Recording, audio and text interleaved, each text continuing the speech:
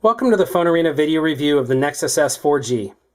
The Nexus S 4G is simply a remake of the Nexus S, this time offering, of course, 4G connectivity. In terms of design, it's exactly the same as we saw before. It's a very thin and light phone. It's made entirely of plastics, except for the screen, which is glass, which makes it really light and easy to slip into the pocket. You can see there's a slight contour to the screen, which just adds to the comfort when it's up against your ear. Down at the bottom, you can't see because of the lighting right now, but there are 4 capacitive keys. This is a little strange because in order, they are back, menu, search, and home. These keys really haven't been standardized across Android phones, but generally you'll find the search and the back keys on this side and the home and the menu over here. So everything is a bit turned around and it takes some getting used to. Like we said, you can't really see them now because of the light and because it changes based on that. And there is no settings to turn them up or down. We do wish they were a little bit brighter, and because it takes some getting used to, you're going to have some weird key presses at first. But again, for anyone who's used the Nexus S, this Nexus S 4G is exact same in terms of design, specs, and features. The main difference is, of course, the 4G connectivity. And we found we had some issues with it.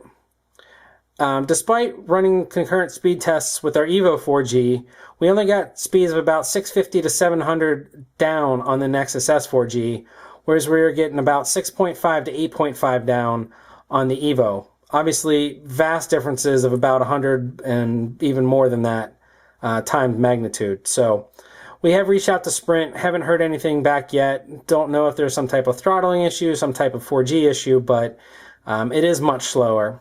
That said, web browsing is still pretty quick. You're not going to notice a huge difference on the phone between 600 and 6000. However, there will be some difference on bigger pages such as ours, and it'll just have for faster page loads. So if we hear anything back from Sprint, we'll get back to you. In terms of responsiveness, everything is great. It's nice, it's quick, it's zippy. There's absolutely no carrier customization or manufacturer customization on this. In fact, the only indication that this is anything but a Google phone comes from the Samsung logo on the back. There is no Sprint on here, there is no Samsung software, there is no Sprint software, and in fact, you can't even download the Sprint software, it appears. We tried to download the NFL and the NASCAR programs. We did get to the landing page, however, when we tried to download it, it said that there was no content available. So everything is extremely quick. One of the really nice things about ASOP that most people probably aren't used to, like we mentioned, we have an Evo. We're signed in on our Evo. When we signed in on the Nexus S, all of our apps came back. Our wallpaper came back, our settings, our Wi-Fi passwords. So most everything was restored over the air because of that online backup that Google offers. So that's a very cool feature and something that is extremely useful. And we're not sure why we don't see that on more devices, even with the carrier and manufacturer customizations. Overall, we like the Nexus S 4G a lot. It's a really quick phone. Has some 4G issues, like we said, but we do expect something like that would be sorted out. Call quality was great. Battery life is above average for a high-end Android device, especially one with such a bright, large, vivid, crisp screen.